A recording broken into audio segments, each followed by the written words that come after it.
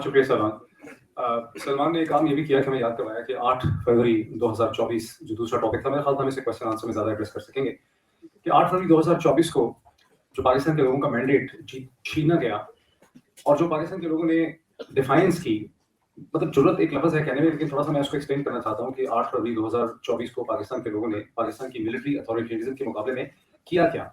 Military authoritarianism ने और जो फौजी हुकाम है उन्होंने 3 चीज़ें की 8 फरवरी के इलेक्शन को नाकाम बनाने के लिए और उसको अपनी डायरेक्शन में उन्होंने मोड़ने के लिए।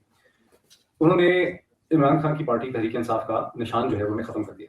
अच्छा, निशान खत्म होना, एक जुमला बोल दे निशान खत्म हो गया, निशान खत्म होने की स्ट्रेटेजिक सिग्निफिकेंस क्या है? इसका मतलब है कि अगर आपकी 272 सीटों का इलेक्शन हो रहा है नेशनल असेंबली के, तो आपके 272 जो कैंडिडेट्स हैं उनके 272 निशान हैं। इसका मतलब है कि आपको बहुत ज़्यादा समझने की ज़रूरत है कि मैंने इस हल्के में किस निशान के ऊपर जाके करना है, क्योंकि ये बहुत मुश्किल काम है। क्योंकि उनको अंदाजा था कि ये सब तो इमरान खान के लिए, ये तहरीक इंसाफ के लिए वोट देने आ रहे, तो अब तहरीक इंसाफ का निशान है क्या मेरे इस हल्के के अंदर, मॉडल टाउन के अंदर, मेरे इस हल्के में सखर में, मेरे इस हल्के में गुजरांवाला में, गुजरात में निशान क्या है। तो इसका मतलब है कि लोगों ने जब अपना अपना निशान ढूंढा तो उन्होंने बड़ी अटमोस्ट इंटेलिजेंस का, खौफ भी था, दहशत भी थी, लेकिन उन्होंने अटमोस्ट इंटेलिजेंस का मुजाहरा किया निशान ढूंढने के लिए। ये बड़ी बड़ी इंटरेस्टिंग बात है। मतलब ये इसको अनफॉर्चुनेटली चूंकि हम एकेडमिक वर्ल्ड के अंदर, ये थिंक टैंक वर्ल्ड, खास करके एकेडमिक वर्ल्ड में हम इतने स्ट्रॉन्ग नहीं है क्रॉस अटलांटिक वर्ल्ड में, अमेरिका और बरतानिया में। पर अगर पाकिस्तानी ओरिजिन ऐसे लोग होते जो इसका एनालिसिस करते तो एक सुपर डेमोक्रेसी थी जहां से हर तरह से कोशिश की गई कि लोग पहुंच ही ना सकें, उनको समझ ही ना आया कि क्या करना है। दूसरी चीज की गई कि लोगों के जो बुनियादी अकायद थे उनके साथ खेलने की कोशिश की गई। 2 चीजों से, अल-कादर यूनिवर्सिटी ट्रस्ट केस का फैसला सुनाया गया, बताया गया कि इमरान खान और उसकी बीवी करप्ट है, उन्होंने ये किया वो किया। तोशा खानी का फैसला सुनाया गया, फिर कहा करप्शन है, जो एक फंडामेंटल चीज है कि भाई ये आदमी करप्ट है। 2 चीजों के साथ खेला गया। फिर तीसरा उन्होंने कहा मजहब को भी लिया है उसमें, उन्होंने कहा कि इसकी तो शादी ही इस्लाम के खिलाफ हुई है, इद्दत का केस जो है वो किया। अच्छा, वो ये हुआ कि उनका ख्याल था कि पंजाब के दूर अरज में जो एक कंजर्वेटिव मुसलमान है उसके वो जज्बात से खेलना चाहते। तीनों चीजें उनको पड़ गई, ना लोगों ने करप्शन पे बिलीव किया, ना उन्होंने इस्लाम वाली उनकी गेम खेलने की उस समय समझ सके। सो क्या हुआ कि लोगों आप जो कहते हैं शऊर, तो लोगों ने वहां पर एक शऊर का और अंडरस्टैंडिंग का मुजाहरा किया कि ये हमें बेवकूफ बना रहे हैं, ये हमें हमारे हक से छीनना चाह रहे हैं, बेवकूफ बनाना चाह रहे हैं। सो ये बहुत बड़ा डेमोक्रेटिक पॉइंट है। इस पे जब भी कभी किसी को मौका मिले लिखने का है कि 8 फरवरी 2024 जो है वो कितना बड़ा मेरेकल था, और इसीलिए उस दिन की निस्बत से आज की सिग्निफिकेंस। दूसरी चीज बात सलमान की मैं क्वेश्चन आंसर्स के लिए खोलना चाह रहा हूँ, तो मैं कह रहा हूँ ये दोनों चीजें आप अपने ज़हन में रखिए। तो इसको सलमान ने कहा कि अंग्रेज तादाद में बहुत ज्यादा नहीं थे और काउंटलेस मिलियन, 300 मिलियन हिंदुस्तान थे। मैं 2 फिगर्स मैंने फौरी तौर पर निकाले, मैंने चेक किए हैं गूगल से, ताकि मैं आपके सामने रख सकूं। 1857 में हिंदुस्तान की आबादी अंदाजन 250 मिलियन। 1857 में, अगर 1757 में चले जाए, प्लासी की बैटल हुई है, तो आबादी उस वक्त भी शायद 100 मिलियन से ज्यादा थी। लेकिन 1857 में जो अंग्रेज सिपाही, सिविल सर्वेंट और जितनी भी उनकी फिजिकल प्रेजेंस थी अंग्रेज की बरसगीर में, वो 1,60,70,000 से ज्यादा नहीं थी। उसमें ईस्ट इंडिया कंपनी के ट्रूप्स भी थे, 1857 की बात कर रहा हूँ जब जंग आजादी हुई, उसमें उनके ट्रूप्स भी थे, सिविल सर्वेंट भी थे, उनके ट्रेडर भी थे, उनकी कम्युनिटी भी थी, उनकी फैमिलीज भी थी, उनके बच्चे भी थे। वो सिर्फ 1,60,000 के करीब थे। जबकि हिंदुस्तान मुसलमान हिंदू जितनी भी आबादी थी वो तकरीबन 250 मिलियन से ज्यादा, 25 करोड़ से ज्यादा।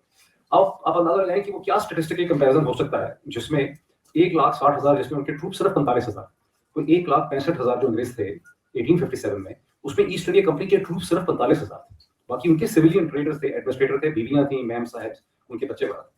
इसका क्या मतलब है? इसका मतलब यह है कि शऊरी तौर पर उन्होंने हिंदुस्तान के लोगों को डिवाइड किया हुआ था, हिंदू मुसलमान मुख्तलिफ चीजों में उनको फंसाया हुआ था, जिसकी वजह से हिंदुस्तान के लोग जो हैं वो अपने असल दुश्मन को, जिसने उनको गुलाम बनाया है, उसे वो पहचान ही नहीं सकते थे। वरना कहाँ 25 करोड़ लोग और कहाँ 1.5 लाख लोग, 25 करोड़ 1.5 लाख का कोई कंपैरिजन ही नहीं हो सकता। और ऐसा भी नहीं है कि ये 1.5 लाख लोग जो थे उनके पास मॉडर्न वेपन नहीं थे, या उनको बंदूक की एक्सेस नहीं थी, उनको बंदूक चलानी नहीं आती थी, उनको ये सब कुछ था। वो कोई नेटिव अमेरिकन की तरह नहीं थे जिनके पास मॉडर्न वेपन नहीं थे, ऐसा नहीं था, लेकिन उनको समझ ही नहीं आई। तो जो सबसे बड़ी इंटरेस्टिंग चीज हमें पता चलती है कि जब लोगों को समझ आने लग जाए चीजों की, जो पिछले 4 साल में लोगों को समझ आने लग गया, तो फिर वो अपनी काया बदलने की सूरत हाल में आ जाते हैं। तो समझिए 1900 में जब 20वीं सदी शुरू हुई तो अंग्रेज और कम तादाद में थे। सबसे ज्यादा बड़ी तादाद 1921 में सिर्फ 1,21,000 अंग्रेज जो हैं वो इसे कहते हैं थे, और आबादी 300 मिलियन से ज्यादा थी। तो अल्लामा इकबाल कहते हैं 30 करोड़ हिंदुस्तान के लोग, 10 करोड़ मुसलमान ने हिंद। तो आप अंदाजा लगाएं कि 1,21,000, जिसमें उनके सिपाही बहुत कम थे, बाकी उनके सिविल सर्वेंट थे, उन्होंने पूरे हिंदुस्तान को कंट्रोल करके रखा हुआ था। तो क्यों कंट्रोल करके रखा हुआ था? इसलिए कि लोगों को इश्यूज की समझ नहीं आती थी। तो इसके साथ मैं जो हूँ क्वेश्चन आंसर्स के लिए खोलता हूँ, आप अपने आप को खड़े भी हो जाएं, अपने आप आइडेंटिफाई करवाएं कि आप जी प्लीज। नहीं, मुझे याद रहेगा जी जी, माइक देंगे आप? बस मैं आपको देखता चला जाऊंगा, हाथ खड़े कीजिए, मेरी कोशिश होगी कि इधर से लोग इधर से। मैंने आपको नोट कर लिया, सेकंड जी। मेरा नाम खुर्रम है जी। मैं ये आपकी जो जद्दोजहद है इसको फॉलो कर रहा हूँ। जी, कौन सा? 3-4 साल से आप आ रहे हैं, बता रहे हैं, कर रहे हैं, मगर what I see you are going weak and weak as my perspective. There is a big problem. अभी सलमान साहब ने बताया कि अंग्रेज आए, अंग्रेज कम थे, उन्होंने रूल किया 30 मिलियन के ऊपर, जो भी क्वांटिटी थी। But he is not telling one thing कि आज हिंदुस्तान के फ्लैग में चरखा क्यों बना है? आज हिंदुस्तान के फ्लैग में चरखा क्यों बना है? हाँ, ठीक। You know, we come here, we meet, we talk, we discuss. Ji, But we are not united as one. ठीक। If we stand today in Pakistan, 65-75% is with Imran Khan. Right? अभी सोहेल अफरीदी जो उसने एक टेस्ट केस किया है, to my observation. He went to Karachi, frontier, whole frontier stood up. He went to Karachi, whole Karachi stood up. Instead of we talking, why we cannot close Pakistan for 3-4 days like a passive resistance? ठीक। And it will ये आपका question हो गया और दो question आपके हो गए। तो it will result into some outcome instead of talking and going nowhere and getting weak. नाम क्या बताया आपने? खोलर सर। तो दो क्वेश्चन खुरम साहब के बन गए। मैं थोड़ा सा क्विकली रिस्पॉन्ड भी कर दूं, मैं चाहूंगा आपसे जो भी इस पर रिस्पॉन्ड करना चाहता है। एक तो ये को लगता है कि बावजूद इसके कि पिछले 3 बरस से मुसलसल सेमिनार्स, मूवमेंट, बातचीत और हो रहा है, लेकिन मूवमेंट ओवरऑल जो है पाकिस्तानी अमेरिकन की भी वो पहले के मुकाबले में कमजोर हो गई, मजबूत नहीं। दूसरा ये कि लोग किसी भी चीज पे तो अगर हड़ताल करते हैं, पैगाम या कुछ भी करते हैं, बंद करते हैं, तो क्यों नहीं हो सकता? मैं इसके क्विक इसका जवाब देता हूं। देखिए, जो भी जंग होती है वो एक साइड नहीं लड़ी होती, उसमें 2 साइड्स होती हैं। ठीक, पाकिस्तान की मिलिट्री ने उन्होंने देखा, उनको बहुत उनका जो हाईएस्ट पॉइंट था, बहुत घबरा गए, वो था जब 2024 के अंदर हाउस रेजोल्यूशन 901 जो है वो पास हुआ और उसमें 387 वर्सेस 7 जो है कांग्रेसमैन जो है उन्होंने कहा कि पाकिस्तान का इलेक्शन ठीक नहीं हुआ और इस इलेक्शन की तहकीक होनी चाहिए, एडमिनिस्ट्रेशन को कहा इसकी ट्रांसपेरेंसी नहीं है, इसकी अकाउंटेबिलिटी हो, इसको देखा जाए वगैरह वगैरह। तो उसके बाद उन्होंने फौरी तौर पर उन्होंने क्या किया, उन्होंने कहा कि थोड़ी खतरनाक सूरत हाल हो गई है, उन्होंने अपना एम्बेसडर चेंज किया। उसके बाद उन्होंने जो एम्बेसी और काउंसलेट्स हैं वो टोटली फौज के हवाले कर दिए। सो आज पाकिस्तान के इन्वेस्टर्स बेचारे, यानी ऐसे कहने में इन्वेस्टर हैं, उनके पास कुछ भी नहीं है, सारा के सारे जो पाकिस्तान के मिशंस हैं उनको फौजी कंट्रोल करती। फिर उसके बाद उन्होंने ये देखा कि अब जो नया इलेक्शन होगा उसमें हमने कैसे उसमें बेनिफिट करना है।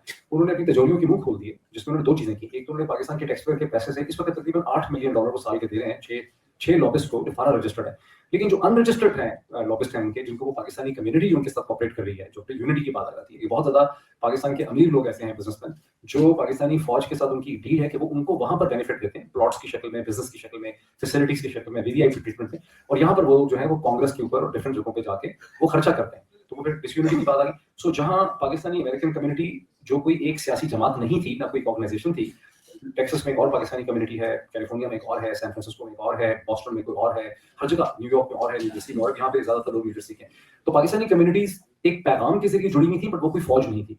दूसरी साइड से एक ऑर्गेनाइजेशन ने ये सोच के कि हमारे लिए क्राइसिस खड़ा हो गया है, उन्होंने लॉबिस्ट हायर किए, उन्होंने सिस्टम में पेनिट्रेट किया, उन्होंने सिस्टम को टर्न अराउंड किया। तो आपका सवाल बहुत अच्छा है, इसे समझने की जरूरत है कि डायनामिक्स क्या है, ताकि हम इसको जो है वो काउंटर कर सकें। दूसरा आपका क्वेश्चन है कि लोग इकट्ठे क्यों नहीं होते, I leave it to the panel. कोई भी आपसे देखिए, ये एक फौजी से ही सवाल है और इसके अंदर जो ये तासुर है ना कि वीकनेस हो रही है, मैं इससे थोड़ा सा खिलाफ करूँ। ये जो तहरीक है या जिस तरीके से कौन सी वीकनेस भाई? अवेयरनेस जो है इस फस्तायत की और जो लेवल है फस्तायत का, वो एक दिन की खेल नहीं है।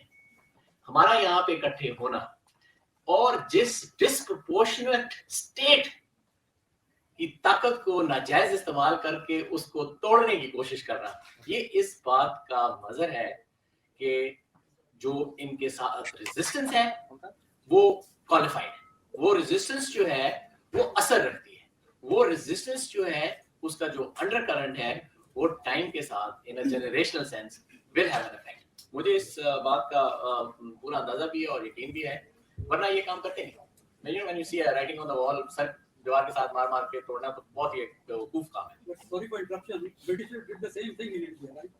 And when India stood up, and when Gandhi did passive resistance, everything was settled. नहीं सर, not that easily। मैं बात करूं, आप बात में कमेंट करें यहाँ से। अच्छा, जब when we compare colonial rule with what is going on right now, उसमें जो एक qualitative फर्क है ना, वो ये है कि गोरा जो है वो एक डाइवर्स डेमोग्राफिक एरिया को कंट्रोल करना चाह रहा है।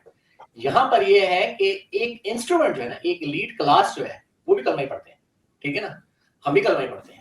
जो पाकिस्तानी वहां पर उनके इस्तेसाल के इस वक्त असर में है, वो भी वही है।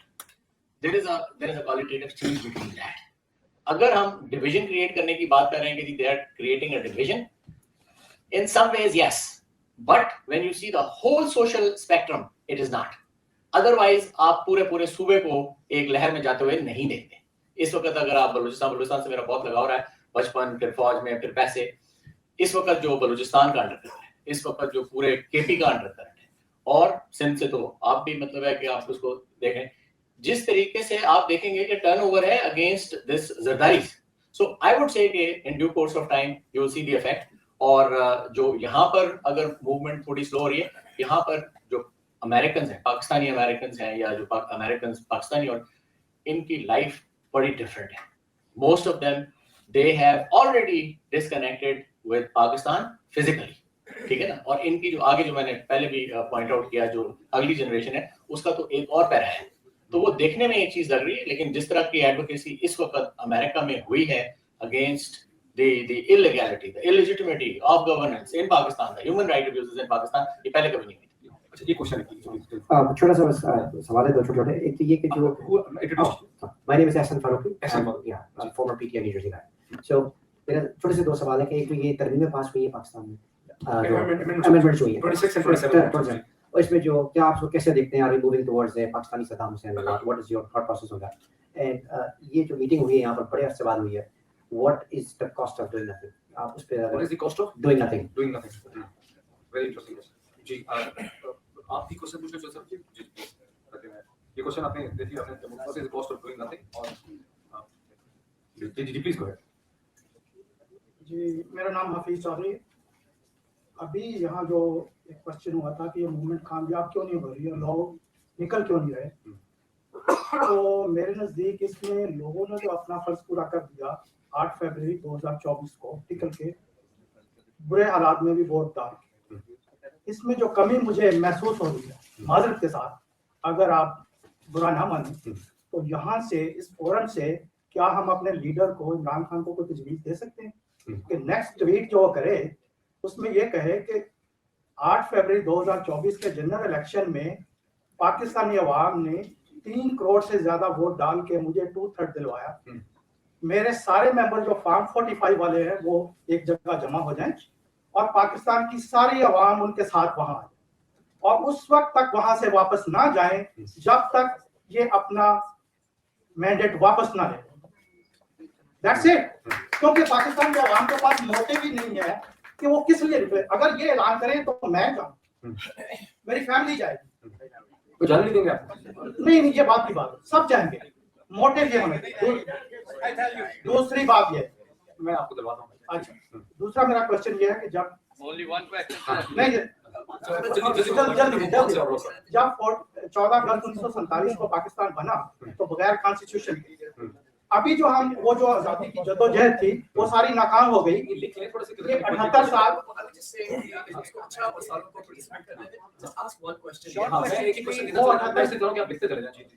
जद्दोजहद थी जो जब पाकिस्तान बना, अभी तक तो वो नाकाम, वो अपने मकासद नहीं हासिल कर सकता। अभी जो हम जद्दोजहद कर रहे हैं उसका प्लान क्या है, उसका नया आइन क्या है, वो जब तक ये नहीं होगा तो फिर हम उसी गड़े में जाकर। ठीक, अच्छा, इसे कहते हैं मुझे एक क्वेश्चन, मैं जरा चाह रहा हूं कि सब सेक्शंस को साथ में एक क्वेश्चन कीजिए। वो दे ओके, मेरा नाम जमीरुल हसन है। मेरा क्वेश्चन ये है कि अभी तक मुल्क के हालात बहुत खराब हैं। ज़ाहिर है एक तरफ पीटीआई है, दूसरी तरफ मिलिट्री है जो कि पीपल्स पार्टी और मुस्लिम लीग नून के साथ मिली हुई है, जिसे डिवाइड एंड रूल। तो अभी तक जो पीटीआई जो स्ट्रगल कर रही है या कर चुकी है उसका तो कोई नतीजा नहीं निकला। तो क्या आप ये सजेस्ट करेंगे कि पीटीआई को मुस्लिम लीग नून के साथ तो इत्तेहाद कर ही नहीं सकती, क्या वो पीपीपी के साथ कर सकती है? क्या उसे पीपीआई या किसी और जमातों के साथ करके ज्यादा स्ट्रगल करनी चाहिए? ठीक है। अच्छा, मैं जरा इनकी एक रिस्पांस क्विकली अगर आप में से कोई देना चाहता है, जो तब तक 3 सवाल कोई कौन रिस्पांस देना चाहता है? मेरे ख्याल में मैं रिस्पॉन्स दूंगा तो फिर वो बहस शुरू हो जाएगी। लेकिन ये है कि जो उन्होंने सवाल पूछा है, आखिरी सवाल जो है, इससे पहले वाले सवाल तो पीटीआई के अंदर की बातों के ऊपर है, वो तो आप लोग जवाब दे सकते हैं। उन्होंने एक सियासी सवाल पूछा है, नहीं मेरा मतलब ये था कि एक्सपर्ट तो है, जो ये सवाल है कि जो पॉलिटिकल मतलब अलाइनमेंट की या पॉलिटिकल अलायंसेस की बात है, मैं एक डेमोक्रेटिक सोच रखने के हवाले से समझता हूँ कि बिल्कुल इसका एक रास्ता निकलना चाहिए, अपने मौक़िफ़ पे कायम रहते हुए रास्ते निकाले जाते हैं। सियासत बहरहाल आर्ट ऑफ पॉसिबल होती है। बिल्कुल एक दीवार के साथ मुसलसल टकराते रहने से अभी तक भी कुछ हासिल नहीं हुआ, आगे भी नहीं होगा। कभी भी कोई दो एंटिटीज जो हैं वो बिल्कुल सेम नुक्ता नजर पे नहीं पहुंच सकती, इख्तलाफ होता है, अच्छे बुरे लोग होते हैं, आपको बाद का थोड़े से कम बुरे लोगों के साथ आगे चलना पड़ता है। मैं किसी का नाम नहीं ले रहा, लेकिन मैं समझता हूँ कि जो भी अलायंस है पीटीआई का, उसको थोड़ा सा एलेबोरेट भी होना चाहिए, नंबर 1। नंबर 2, मेरे मोहतरम बैठे हैं कर्नल साहब, इस बात से इख्तिलाफ राय रखते हैं, लेकिन मैं समझता हूँ कि मिलिट्री के साथ भी बिल्कुल बात होनी भी चाहिए और कुछ तरह करके भी मामला तय होना चाहिए। जो लीडर है एक, उनको बाहर आना चाहिए, वो चाहे उस पर डील का इल्जाम लगे, लगता रहे, कोई फर्क नहीं पड़ता, मैं नहीं समझता कोई फर्क पड़ेगा। और डील करते हैं, जो लेन देन करते हैं, जो प्रॉपर्टीज बनाते हैं, जो एसेट्स बनाते हैं, जो करप्शन करते हैं, वो आवाम को नजर आ रहा होता है। तो मेरे ख्याल में बहुत हार्ड स्टैंड शुरू में जरूरी भी था, अच्छा भी था, लोगों को मैसेज देना था, मिल चुका है मैसेज अब। तो मैं समझता हूँ गुफ्तगू होनी चाहिए और ज्यादा अलायंसेस भी होनी चाहिए। ठीक है, अच्छा अब ऐसा है कि आपकी जो क्वेश्चन है बुनियादी तौर पे कि भी लोग निकलते क्यों नहीं हैं, सर मैं उसको एक रिस्पॉन्ड करता हूं और भी उसमें आगे क्वेश्चन कोई कमेंट क्वेश्चन कोई एक जल्दी कर दीजिए। क्वेश्चन ये है कि आप इससे इवेंट शुरू होने से पहले मैं आपसे बात कर रहा था, आपने कहा था we should be going for low hanging fruit, क्योंकि कंट्रीज के अपने इंटरेस्ट होते हैं, अमेरिका का अपना इंटरेस्ट है, ये मिलिट्री को छोड़ नहीं सकते जो जिस भी वजह से, और वो हम अकेले उस पे अगर फोकस रखेंगे जी मिलिट्री के खिलाफ हो जाए, उस पे प्रेशर डालें, is not going to do anything. लेकिन लो हैंगिंग अभी पाकिस्तान में शऊर तो है। अभी मैं रिसेंटली पाकिस्तान से आया हूं, I mean all sorts of people, army के भी, सिविल के भी मैं मिला हूं, they all kind of they know what is going on, लेकिन उनमें करेज नहीं है कि हम कैसे करें। जैसे आपने बात शऊर है, करेज नहीं है। अभी आप लोग उनमें वो करेज कर सकते हैं, लेकिन इट वुड टेक टाइम। लेकिन आपको लो हैंगिंग फ्रूट की तरफ ज्यादा फोकस रखना चाहिए अभी। Now so you let us know how to go for that. Low hanging fruits किस किस्म के हो सकते हैं, ठीक है। अब मैं एक इधर से बहुत देर से लोग खड़े इस हॉल में, पीछे से एक आप कोई भी क्वेश्चन ले लें, लो हैंगिंग फ्रूट्स क्या हो सकते हैं, क्या करना चाहिए? अस्सलाम वालेकुम, मेरा नाम नजीब है, मैं हमेशा आप लोग के साथ होता हूँ। मेरा क्वेश्चन पहले भी मैंने आप लोग से पूछा था कि अभी भी पूछ रहा हूँ कि हम लोग जब तक पंजाब सबसे बड़ा सूबा है हमारा, इसमें हमारे फौजी भाई भी बैठे हैं, तो पंजाब सबसे बड़ा सूबा है 60%, वहां पर आप लोगों का काम है उन लोग को निकालने, क्योंकि जब पाकिस्तान कराची में मसले मसाइल हुए थे तो कोई पंजाब वाला नहीं बोला। अब सरहद में बेचारे बच्चे मर रहे हैं तब भी कोई पंजाब वाला नहीं बोला। न्यू ईयर के फंक्शन के लिए तो सारा पंजाब निकल के बाहर आ जाता है, बसंत के मेले के लिए पंजाब निकल के बाहर आ जाता है, लेकिन इसके जिसके लिए इमरान के लिए लोग नहीं निकल रहे कि क्या वजह है? आप लोग का मेरा ख्याल है आप लोग है उसकी वजह। आप लोग उनको मैं एक गैरत का लफ्ज इस्तेमाल करना चाहूंगा कि गैरत नहीं दिला रहे उनको कि हमारे उन लोग के साथ क्या हो रहा है, लेकिन आप लोगों का है ये मसला। आप लोग यहाँ पे फौजी बैठे हैं, क्या वहां पर ऐसे फौजी नहीं अंदर मौजूद कि उनको रोक सके कि बुरे काम कर रहे हैं, बिक रहे हैं, सब कर रहे हैं? फलस्तीन के बच्चों का खून को आपने बेच दिया, पाकिस्तान के बच्चों का खून का भाई बेच रहे हैं आप लोग। मतलब कोई फौजी ऐसा नहीं है जो उठ के कहे कि भाई आपको क्या चाहते हैं।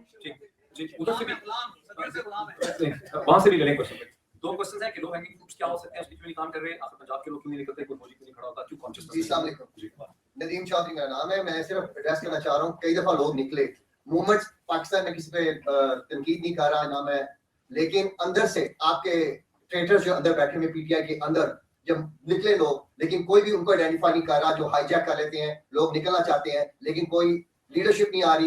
इमरान खान के लोग, उनकी बहनें बाहर जाके बैठी होती हैं, लेकिन इतने सारे मेंबर्स हैं, उनको कोई लोग आइडेंटिफाई नहीं कर रहा कि वो आके बैठे और उनके साथ खड़े हो और लोगों को निकालें।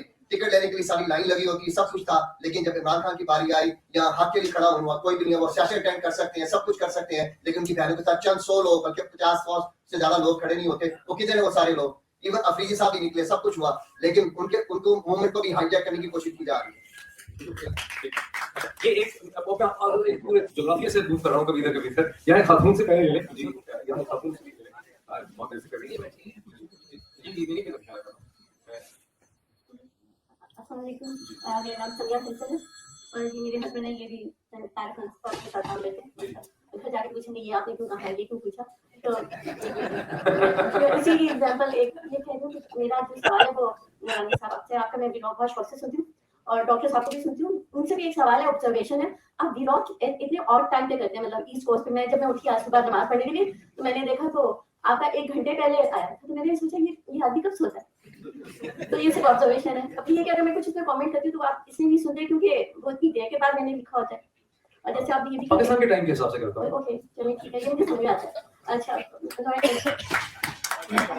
अहमद दरानी साहब, आपकी जो मेरा सवाल है वो ये कि जो आप अभी ये कह रहे हैं ना कि टक्कर क्यों मारे हैं मिलिट्री से, और ये अगर मैं डोमेस्टिक एक एग्जांपल देना चाहती हूँ कि जैसे अगर किसी एक एग्जांपल के तौर पे कि डोमेस्टिक वायलेंस नहीं हो रही है, शौहर जो है वो बीवी के साथ बहुत बुरा सलूक करता है, तो जब लोगों के सामने मामला आता है तो लोग कहते हैं वो बीवी को चाहिए कि वो सब्र करे, वो क्यों दीवार से टकरे मारी है, वो क्यों आगे करके डील नहीं कर लेती, यू नो लाइक दैट। तो आप मुसलसल इमरान खान को जो जेल में बैठा हुआ है उसको कह रहे हैं वो डील कर ले, क्या किसी ने आसिम मुनीर को कहा है कि तुम क्यों टकरे मार रहे हो, मतलब वो तबाह हो जा रहा है तो कोई लिमिट होती है, तुम क्यों डील नहीं करते?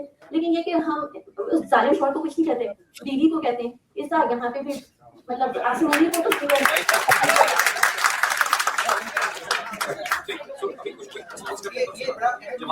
ये बड़ा अहम सवाल है और मैं आप में से हूँ, आपके दोस्तों की तरह हूँ, आपके भाइयों की तरह हूँ, तो मैं चाहूंगा कि मुईद साहब मेरे से सीनियर है, वो भी इस सवाल का स्पेसिफिक सवाल का जवाब दें, क्योंकि मैं एक हिस्सा हूँ, हम गुफ्तगू कर रहे हैं, सवाल जवाब तो क्या है। तो लेकिन क्योंकि बहन ने मेरे से पूछा स्पेसिफिकली, तो पहली बात तो इसका पस मंजर ये है कि जब ये बात शुरू हुई थी, मैं तो जर्नलिस्ट हूँ तो मैं तनकीद भी करता रहा हूँ इमरान खान के ऊपर, लेकिन जब उन्होंने ये स्टैंस लिया तो मैंने बतौर जर्नलिस्ट उनकी तारीफ की। हमने मुसलसल कहा कि जबरदस्त, ये बात तो कभी किसी ने नहीं की, ये तो कोई की अगर मियां साहब ने तो वो यकदम डील करके जद्दा चले गए या वो कहीं भाग गए या उन्होंने तो मफाद हासिल कर लिया, तो ये तो बड़ी जबरदस्त बात है। खान साहब ने ये नारे मैंने भी मारे हैं, ऐसा जर्नलिस्ट मारे हैं, लेकिन मैं ये समझता हूँ और लोग खुद से, मैं भी अपना ज़हन बनाता, अगर लोग बात करते हैं, लोग अपनी राय देते हैं, जैसे आपने सवाल उठाया कि आप ये समझते हैं, अब ये लोगों का सवाल मैं आपको बता रहा हूँ कि जिस तरीके से ये मामला चल रहा है ऐसे ही चलता रहे और इमरान खान बाहर आ जाएंगे, ये लोग मेरे से सवाल पूछते हैं, तो मैं आपको दयानतदारी से बताऊं कभी भी नहीं आ सकते। इमरान खान के बाहर आने का मतलब आसिम मुनीर की मौत है। इमरान खान अगर ये लिख के दे दे, आपको शायद बुरी लगे बात, लिख के दे दे कि मैं बाहर आकर कोई इंतकाम नहीं लूंगा, मैं किसी आर्मी चीफ के बारे में कोई कार्रवाई नहीं करूंगा, जिस दिन वो बाहर आएंगे पहला काम यही करेंगे। ये आप सब भी जानते हैं, इमरान खान की ये पर्सनैलिटी है और ये पावर गेम में होता भी इसी तरीके से है। और हकीकतन ये बात है, मैं लंबी बात नहीं करता, वही फिक्रा जो होता है ना कि कब्र एक है बंदे दो हैं, ये कैफियत है इस वक्त ना। तो अब बात ये है कि ताकतवर कौन ज्यादा है। हमने 78 साल बल्कि 75 साल कह रहे, पिछले 3 साल निकाल दें, मुसलसल सब लोगों ने मिलकर फौज को मजबूत किया है। फौज तो हमारी थी और फौज को हमने मजबूत करना था, लेकिन हमने फौज को फौज के रोल के लिए मजबूत नहीं किया, हमने फौज को एडमिनिस्ट्रेशन चलाने और सियासत में मुदाखलत के हवाले से मजबूत किया। जब भी कोई फौज के ऊपर तनकीद करता है तो हम अगर तो वो सियासत में मुदाखलत की वजह से तनकीद कर रहा है तो उसको तो अच्छा कहना चाहिए। वो फौज के खिलाफ कोई फौज के जो फौजी किरदार है उसकी वजह से तो नहीं कर रहा होता, लेकिन उन लोगों को गद्दार कहा जाता है। हमने 75 साल फौज को इतना मजबूत कर दिया है, हर इदारे के अंदर वो हैं, तमाम सियासी जमातें वो चला रहे हैं। ये जो अनवारुल हक कक्कड़ थे, ये सेनेटर है, किसके सेनेटर है? ये फैसल डॉक्टर पहले आपकी जमात में था, अब भी सेनेटर है, किसका है? ठीक है ना, ये सारा निजाम वो चला रहे हैं। आप जो मर्जी कर लें, आप टक्कर मार के, ये मेरी अब की अंडरस्टैंडिंग, अब मैं कंक्लूड कर रहा हूँ, आपके जवाब की तरफ आ रहा हूँ कि उनके मौकफ से वो नहीं है। ये लोग गलत बात करते हैं जी, उन्होंने भी डील कर ली, इससे भी उन्होंने जिन्होंने डील किया उन्होंने लंदन में महल्लात भी खड़े किए हुए हैं। अगर खान साहब भी करेंगे तो मैं तो खान साहब को गलत कहूंगा, लेकिन हमें नहीं नजर आती ऐसी कोई बात। जो बाकी लोग हैं उन्होंने पैसे भी बनाए हैं, जायदादें भी बनाई हैं, लूट मार भी की है। तो मेरे ख्याल में इस मौजूदा सूरत हाल में सियासत बेहतरीन यही है कि किसी तरीके से कोई रास्ता निकाला जाए। आसिम मुनीर को भी हम कहते हैं, आप ये नहीं कह सकते कि हम उसको नहीं कहते ना, उसको कह के तो हमारे खा रहे हैं ना, हम सब लोग खा रहे हैं। तो लेकिन मैं समझता हूँ कि इस सारे सूरत हाल पे मेरा अपनी राय अब ये बनी है वक्त के साथ कि बेहतरीन हाल किसी भी तरीके से, चाहे किसी जगह से पीछे भी हटना पड़े, हट के बाहर आए। सियासत होगी, जब एक लीडर बाहर होगा उसके साथ लोग चलेंगे तो आगे सिस्टम में कोई ना कोई बेहतरी यकीनन आएगी। अंदर है कि नहीं? सर ये जो क्वेश्चन है कि भी फौज पे गया था, ये क्यों नहीं सब उठते क्यों नहीं होते, हिम्मत क्यों नहीं होती, उसका कोई नहीं सवाल। इसका क्विक आप जवाब दे सकें तो मैं एक्सप्लेन भी कर सकता हूं। ये बड़ा पर्टिनेंट और बहुत मतलब है कि अक्सर ये पूछा जाता है कि फौज के अंदर से अगर सब लोग इसको इतना स्याह और सफेद में देख रहे हैं और इसको गलत समझ रहे हैं, तो ये फौज के अंदर से इसके ऊपर बगावत या फौज के अंदर से इसके ऊपर एक रद्द अमल वाज़ेह किस्म का नहीं आता। देखें, ये चीजें हुई हैं और जो आज की प्रेजेंट सिचुएशन है वो ये है कि जो अंडर करंट है, या जब हम लोग इस तरह कम्युनिटी में मिलते हैं ना, कि यहाँ पे जिस तरह हमारे दोस्त कह रहे थे, मैं भी पाकिस्तान से आया हूँ, पाकिस्तान में ये काफी लोग पाकिस्तान जाते हैं 1 to 1। ये तो वो है जो फिजिकली खुद जाके आपको बता रहे हैं कि जी हम सिविलियन से भी मिले और उसके बाद फौजियों से भी मिले, और फिर हमारा तो थोड़ा डायरेक्ट एक इंटरेक्शन की, क्योंकि हमारी एक हैयत इस तरह की बन गई।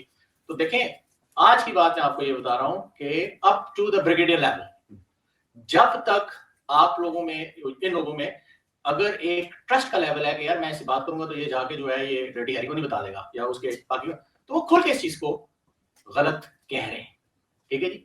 लेकिन क्योंकि फस्तायत का ये जो जिन है ना, ये इस वक्त इसकी देखिए ना, एक लाइफ साइकिल है ना, शेल्फ लाइफ है इसकी, ठीक है जी। ये इस वक्त सर तोड़ के बोल रहे हैं इस चीज को, और मैं इसको पहले भी वो बता चुका हूँ कि एक जब इतनी बड़ी सोशल माशरे के अंदर तलातम आए तो ये चीजें जो है ये हफ्तों, दिनों, महीनों के अलावा एक जनरेशनल सेंस ले लेती है। तभी आपने देखा कि जनाब ये जितने आपके पुराने डिक्टेटर्स थे ये 10-10 साल निकाल के गए।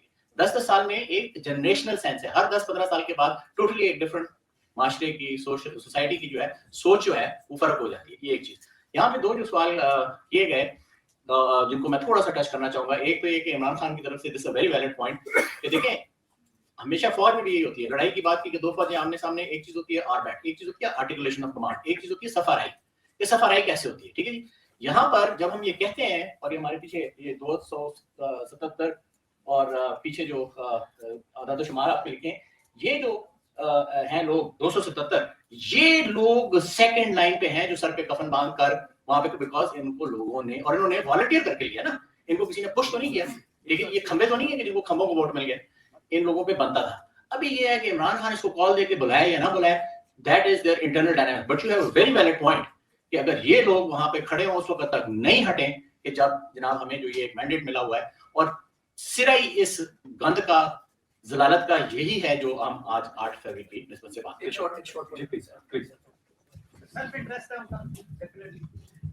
ये जो अभी कर्नल साहब ने बात की और आपका जो सवाल है, मैं आपको इनसाइड कुछ बताना चाहता हूँ। मेरे ब्रदर इन लॉ के हमजुल्फ एयर मार्शल जवाद ने एक वाइट पेपर लिखा था, जो सिटिंग अभी जो एयरफोर्स के चीफ है ना सिद्धू, के मिसअप्रोप्रिएशंस, करप्शन, पूरा एक बंदे ने लिखा था, उसके साथ और भी with in the force, air force के अंदर जो ऑफिसर्स थे, उन सारों को, अब वो जवाद का मैं आपको ये बताता हूँ क्योंकि मैं जानता हूँ, उसकी एक ऑटिस्टिक बेटी है और बाप से इतना ज्यादा वो कनेक्टेड, लेकिन जवाद को उन्होंने गायब किया। जिस तरह मेरे घर वालों को, मेरे ब्रदर इन लॉ को उन्होंने अगवा किया, सिस्टर जो ऑटो इम्यून डिजीज की है उसको मतलब कि टेरराइज किया, इसी तरह उसको बंद कर दिया उन्होंने। और जब उनकी मदर इन लॉ की डेथ हुई तो जनाजे भी नहीं आने दिया। मतलब ये क्या लोग हैं, आप ये सोचें कि बेगैरत लोग हैं। तो ये नहीं सिर्फ हम कहना चाहते जी कि विद इन द फोर्सेस जो लोग जिस तरह सोच रहे हैं वो क्यों नहीं स्टेप लेते, लेकिन हमारी तारीख के अंदर जब जनरल याह्या खान का देख लिया था, एक वक्त आया था कि आपने देख लिया कि जनरल साहब आप नहीं रह सकते यहाँ, तो with in the forces he change. मैं ये सजेस्ट करूंगा कि जो पाकिस्तान के साथ खड़े हैं लोग और जो इंस्टीट्यूशन पाकिस्तान के साथ खड़े हैं, उनको रियलाइज करना चाहिए कि जो आसिम मुनीर है वो एक clear and present danger Pakistan की स्टेट को है। तो आपको आवाज बुलंद करनी चाहिए इसके लिए, जो मर्जी पॉलिटिक्स में आए, लेकिन ये तो सच बोले ना। जैसे जनरल याह्या उस वक्त क्या हमें जरूरी खुदा न खास्ता एक मुल्क का हिस्सा टूटने के बाद ये समझ आएगी? अभी आप बलोचिस्तान में हाल देखें, आप केपी में हाल देखें क्या हो रहा है, आप इस्लामाबाद में देखें क्या हाल हो रहा है। तो कब आपको खड़े होंगे आप किसका इंतजार कर रहे हैं? मैं एक तो ये है कि मुझे बताया उन्होंने कि यहाँ तो हो सकता है, आवाज आ रही है इसके पीछे, बंद हो गए। इस हॉल में तो शायद 200 के करीब लोग होंगे, लेकिन कम से कम 10,000 से ज्यादा लोग जो है मुझे बताया ऑनलाइन सिर्फ एक प्लेटफॉर्म पे, मतलब 20 से ज्यादा प्लेटफॉर्म्स पे लेके जा रहे हैं, सिर्फ एक प्लेटफॉर्म पे बता रहे हैं कि वहाँ पे 10,000 से ज्यादा लोग जो हैं इस डिस्कशन को सुनकर दिखाएं। देखिए मैं क्विकली, जो आपने सुना कि फौज में क्यों नहीं लोग खड़े हो जाते, डोनाल्ड ट्रंप ने वेनेजुएला पे जो कुछ किया उठा के लिया है निकोलस माडुरो को, वो अमेरिका की फौज का डिसीजन नहीं, ठीक, अमेरिका की फौज की वो थिंकिंग नहीं है कि करना चाहिए, लेकिन प्रेसिडेंट ने हुक्म दिया तो उन्होंने कर दिया। ईरान के साथ जंग में अमेरिका में कोई ज्यादा पब्लिक ओपिनियन उसके फेवर में नहीं है कि अमेरिका को जाके ईरान पे हमला कर देना चाहिए, ना ही अमेरिका की फौज का डिजाइन है, वो कह रहे हैं कि हमें करना चाहिए, लेकिन वो कह नहीं सकते कि हमें नहीं करना चाहिए, ठीक। तो फौज जो भी होती है दुनिया की, उसका एक स्ट्रक्चर होता है, वो एक जंग के लिए बनी होती है, जिसमें टॉप से बॉटम हायरार्की होती है, उनको ऑर्डर्स मानने होते हैं। ये समहाउ बार-बार लोग ये कहते हैं कि भाई फौज के अंदर से क्यों कुछ नहीं होता। उसकी वजह ये है कि पाकिस्तान की फौज ने अपने प्रोपेगेंडे के जरिए लोगों को ये गलतफहमी दे दी और उनके जहन में बात डाल दी कि पाकिस्तान की फौज कोई डेमोक्रेटिक इंस्टीट्यूशन है, और वहां पर गैरिजन के अंदर, ये कोर के अंदर जब चीफ होता है तो उससे बाकी कोर कमांडर जो है अपनी ओपिनियन बड़ी भरमला उसको दे रहे होते हैं। असल में ऐसा कुछ भी नहीं है, ये झूठ था। जो मुख्तलिफ किस्म की जो थियरीज दी जाती हैं प्रोपेगेंडे के जरिए, फौजी अफसर झूठ बोलते रहे, ये प्रोपेगेंडा था जीएचक्यू का ऑर्गेनाइज, जिसको पिछले 30, 40, 50 साल में फैलाया गया। पाकिस्तान की फौज के अफसरों के अंदर इस किस्म की कोई भी सलाहियत, कैपेसिटी, इज्जत, जुर्रत, कैपेसिटी बिल्कुल भी नहीं है और होती भी नहीं है किसी भी फौज में कि वो खड़े होकर चीफ को ये कह रहे हैं वहां पे कि भाई आप इस तरह। एक तो ये है। दूसरा ये है कि जब एक चीफ बनता है तो वो पहले कुछ महीने तक बाकी सब लोगों की इक्वल होता है, बिकॉज उसके साथ ही के कोर कमांडर्स वगैरह होते हैं, तो थोड़ा सा नजर का भी एक कंट्रोल होता है, उसको बहुत ज्यादा ताकत नहीं होती। फिर 6-7 महीने के बाद जब चीफ नए मेजर जनरल्स को कोर कमांडर और लेफ्टिनेंट जनरल बनाता है और कुछ लोगों को निकालता है, कुछ लोग रिटायर हो जाते हैं, कुछ उनकी प्लेसमेंट करता है, गैरिजन कमांडर्स वगैरह लगाता है, तो 6 महीने के बाद जो आर्मी चीफ होता है उसका जो कंट्रोल होता है अपनी फौज के ऊपर, उसमें बहुत इजाफा हो जाता है। जन आसिम मुनीर के केस में शुरू में आपने देखा कि नवंबर में वो आर्मी चीफ बन गए, नवंबर से मई तक उन्होंने कोई बड़े फैसले नहीं किए। 9 मई उनका वो नाटक था, जो ड्रामा उन्होंने खेला, अब फिर वो शऊर की बात आ जाती है कि मैं और एतजाज अहसन के चंद लोग थे जिन्होंने पहले 24 घंटे में ये कहा कि ये ड्रामा हो गया पाकिस्तान के साथ। आज सारा पाकिस्तान कहता है पाकिस्तान तरीके से इतनी मरी हुई थी ज़हनी तौर पे कि खुद ही उनको लगता था कि शायद हमने कुछ किया, उनको ये समझ ही नहीं आई। पाकिस्तान तरीके से आपके दर्जनों लीडर्स की नहीं वो हम उधर चले गए थे, हमने वहां नारे मारे, वहां तो चले गए थे, गाड़ी तो थी, झंडा तो मारा, पत्थर तो मारे। दे कुडंट रियली अंडरस्टैंड कि उनको बेवकूफ बना के इस्तेमाल किया गया, ठीक है। और ये एक स्क्रिप्ट था जो जनरल नासिर मुनीर ने बहुत सक्सेसफुली बनाया, जिसके नतीजे में उन्होंने सबसे पहले फौज पे कंट्रोल हासिल किया। बिकॉज फौज पे कंट्रोल हासिल करना किसी भी मुल्क और मुमलिकत की रियासत को कंट्रोल करने के लिए सबसे पहला जो एसेंशियल प्रिंसिपल है कि वहां की फौज और लॉ इन्फोर्समेंट एजेंसीज और मुखबरात और जो इंटेलिजेंस है उस पर आप मुकम्मल कंट्रोल हासिल कर लेते हैं। तो उन्होंने वो कंट्रोल हासिल किया। फौज पाकिस्तान की है, इमरान खान ने कभी भी गलत नहीं कहा कि मुल्क भी मेरा है, फौज भी मेरी है। फौज का कसूर नहीं है, ये एक स्ट्रक्चरल प्रॉब्लम है जिसे एलिटिज्म का स्ट्रक्चरल प्रॉब्लम है। और जितना ज्यादा लोग कहते हैं कि फौज बड़ी खबीस है, बेगैरत है, सब कुछ है, उतना ज्यादा रजीम को फायदा होता है। तो वो कहते हैं कि देखिए इमरान खान के सपोर्टर्स और पाकिस्तान तहरीक इंसाफ के लोग तो अपनी फौज के खिलाफ है। So that actually strengthen that case. तो जो May 9 किया गया है उसकी सबसे बड़ी चालाकी या मकारी है कि लोगों को और फौज को आपस में आमने सामने कर दें, और फौज के अफसरों में ये यही मिला। अब 2022 में जो सबसे बड़ा मसला था जब डोनाल्ड लू का साइफर शैफर की कहानी हुई कि पाकिस्तान की फौज हैरान परेशान थी अपने रैंक एंड फाइल में, मेजर कैप्टन कर्नल वगैरह, कि ये क्या हो रहा चीफ, मतलब ये तो हम तो इनके खिलाफ थे, ये शरीफ खानदान के और जरदारी वगैरह इनके तो आपको पता है डोसियर बनाए गए, अखबारों में खबरें छापी गई 45 अरब के फौज के सारा कुछ था। तो फौज तो बिल्कुल भी किसी रजीम चेंज ऑपरेशन के लिए तैयार नहीं। रजीम चेंज ऑपरेशन तो जनरल बाजवा ने किया in coordination with Nawaz Sharif, Nasif Ali Zardari, मौलाना फजल रहमान। और जब डोनाल्ड लू का साइफर आया तो उसकी एक सिग्निफिकेंस बड़ी क्लेवर ये है कि फौज के सीनियर अफसरों को ये बताया गया कि अमेरिका की हुकूमत चाहती है कि इमरान खान को निकाल दिया जाए, बिकॉज इमरान खान जो है वो अमेरिका भी उससे तंग आ चुका है। हालांकि इसकी कोई खास लंबी चौड़ी ऑब्जेक्टिव एविडेंस नहीं है, लेकिन पाकिस्तान तहरीक इंसाफ ने इस एक डूबियस किस्म के नैरेटिव को इतना बेचा है। असल रिलेशनशिप उनका बिल्डअप हुआ है डोनाल्ड ट्रंप के आने के बाद, जनवरी के बाद से। कोई, मैं पिछले 3 साल से अमेरिका में देख रहा हूँ, कोई सिग्निफिकेंट एविडेंस ऐसी नहीं है कि अमेरिका की टॉप पॉलिटिकल लीडरशिप ने यहाँ से कहा हो कि इमरान खान की हुकूमत को हटा दें। हाँ, फौज ने उन्होंने किया, यहाँ से कंसेंसस पैदा कर लिया, इसलिए कि उनका एक बड़ा स्ट्रॉन्ग स्ट्रेटेजिक रिलेशनशिप था सेंट्रल कमांड के साथ, CIA के साथ, डिपार्टमेंट ऑफ स्टेट के साथ। उन्होंने अपना सौदा यहाँ बेच लिया अपने रिलेशनशिप से।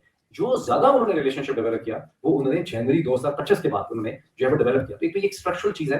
तो अब तो लोग कहते हैं फौज क्या करे, तो फौज तो या बगावत कर सकती है, या साजिश कर सकती है, या बम शम तक धमाका कर सकती है, जहाज उड़ा सकती है। ये नहीं हो सकता कि फौज के अफसर खड़े होके कहें कि भाई आप ये कर रहे हैं। अभी कुछ रिटायर्ड सीनियर आर्मी चीफ गए थे जनरल आसिम के पास, तो उन्होंने उनको कहा कि बड़ा गलत हो रहा है, ये तो इसको चीज करना चाहिए। तो आसिम ने उनको कहा कि ऐसा करें, पेंशन अपनी बंद कर लें और आप लोग जाके सारे PTI जो है वो ज्वाइन कर लें। तो ये एक स्ट्रक्चरल इशू है जिसकी हम बात कर सकते हैं। अभी मैंने इतना एक्सप्लेन किया, और लोग हैं, मैं अभी लो हैंगिंग फ्रूट पर रखता हूं। भैया आपने कहा एक दफा लाइन मैनेजमेंट का भी मेरा है मसला, मैं कैसे करूं ये है कि वो बहुत से लोग रह जाएंगे, इसलिए मैं मसलसल में आऊंगा फिर इस चीज के ऊपर। जी देखिए, बहुत देर से वो जो ब्लू शर्ट वाले साहब हैं, मैं आपकी तरफ आता हूं, मैं क्वेश्चन दे रहा हूं। आप छोटा मैं इस चीज के ऊपर जाऊंगा कि बड़ी अच्छी कॉन्फ्रेंस हुई आपकी, लेकिन eight the end of the day आपने इसके अंदर मतलब मैं आप लोगों से एक्सपेक्ट करूंगा कि पॉइंट ऑफ एक्शन दें। आपने बोल दिया आप अपनी आवाज बुलंद करें, ये करें, वो करें। आप उनको हम लोग ये एक्सपेक्ट करते हैं या सब लोग ये एक्सपेक्ट करते हैं कि आप उनको ये बताएं कि करना क्या है।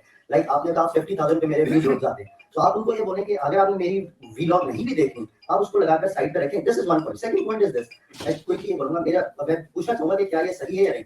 हम लोग यहाँ से इतने सारे अमेरिकन यहाँ पे बैठे हैं, हम लोग यहाँ से अपने पैसे भिजवाते हैं, जो भी हमारे रिश्तेदार वगैरह पाकिस्तान में होते हैं, विदाउट थिंकिंग दिस के वहाँ वो जो पैसे हैं उनको टैक्स लेकर वो मरियम नवाज लैंड क्रूजर्स खरीद रही है। ये आसिम मुनीर का जो पूरा वो जो चीज चल रही है वो वही चल रही है। इमरान खान जेल में बैठकर आपको ये नहीं बोलेगा कि यार आओ और सिविल नाफरमानी करो। हमें basically something, because it's enough is enough. हमें बाहर बैठकर, ये पहली भी बात है, ये इमरान खान बैठकर अंदर से नहीं बोलेगा, वरना पूरी दुनिया ये बोलेगी कि यार वो देखो लीडर ने बैठकर बोल दिया सिविल नाफरमानी कर रहे हैं। हमें खुद से ये एक्शन पॉइंट्स करना चाहिए। हमें जितने भी हम लोग फंड्स पाकिस्तान भिजवाते नहीं भिजवाने चाहिए। हमारे बहुत सारे रिश्तेदार हैं, आप उन्हीं को बोलें कि यार किसी का कोई गरीब रिश्तेदार है, आप वहां से पाकिस्तान नहीं जाते। Pakistani American point of view से एक्शन एजेंडा प्रैक्टिकल क्या हो सकता है। अब यहाँ से ले लें एक और क्वेश्चन, मैं आपको इसका स्पेसिफिकली जवाब देता हूँ कि एक्शन एजेंडा क्या हो सकता है। जी अस्सलाम वालेकुम, माय नेम इज ज़ाहिर मुगल। जी, I'm going to make a little statement, going to take a couple of minutes, and then I'm going to ask you some questions. एक क्वेश्चन पूछें सर बस। I'm a product of Kuwait. My father was in the Kuwait Army, my uncle was in the Kuwait Air Force. And my father, when I was 5th or 6th grade, made us miss the school and watch the assassination of Anwar Sadat live. And he said this is an important event that's going to do a transition into post-war in an unforeseen situation. So we end up watching Muammar Gaddafi getting killed. We end up watching Benazir getting killed. We get Benazir Bhutto, Saddam Hussein, Zia al-Haq, you name it. Everybody got assassinated. My question is, in my lifetime, I didn't see Pakistan, stable in any way. Would the coming generation, my sons, will You didn't see what in Pakistan. Pakistan में बहुत से कत्ल वारदात हुई. So that's what I want to see. Would my sons see a stable Pakistan? And would this gentleman ever be released, or they're waiting for him to die in the prison? Thank you. Were they waiting for him to die in prison? मैं अब ये दो चीजें ना एक action क्या हो सकता है जी यहाँ से एक मैं ये चाहता हूँ कि जब लोग आए हैं ट्रैवल करके 50-50 मील से तो सब एक दफा कम से कम जो भी जी एक्शन प्लान है. जी अस्सलाम वालेकुम, Zahid Hasan from New Jersey. Question is कि बीइंग इन अमेरिका, हम जो अमेरिकन पाकिस्तानी हैं, there is a legislation out, it's called HR 5271, Pakistan freedom and accountability act. तो उसके इस वक्त 60+ कांग्रेसमैन एंड कांग्रेसवुमेन ने उसको को स्पॉन्सर किया है. यहाँ पे सब जो लोग बैठे हैं, आप अपने अपने कांग्रेसमैन कांग्रेसवुमेन को कहें कि इसको को स्पॉन्सर करें, because this is a continuation of house resolution 901 जो ओवरवेलमिंग सपोर्ट से पास हुआ था 368 to 7 लास्ट ईयर. तो उसको हेल्प एक्शन एजेंडा बता रहे हैं. ठीक जी जी, थैंक यू. ठीक अच्छा जी अब क्विकली इसका रिस्पांस ले लें जो दो तीन चीजें कि एक्शन पॉइंट्स क्या हो सकते हैं.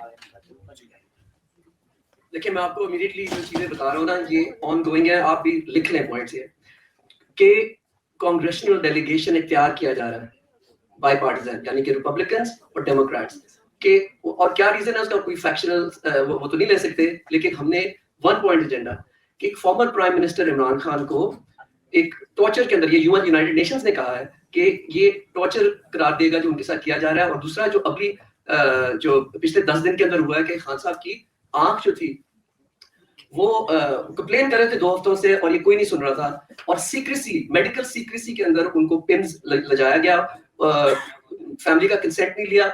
उनसे भी किस तरह आप एक आदमी जो 73 साल का आदमी जो है बंद किया हुआ है, हमें क्या पता कि किस तरह का कंसेंट लिया. ये बहुत एग्रीजियस ऑफेंस है.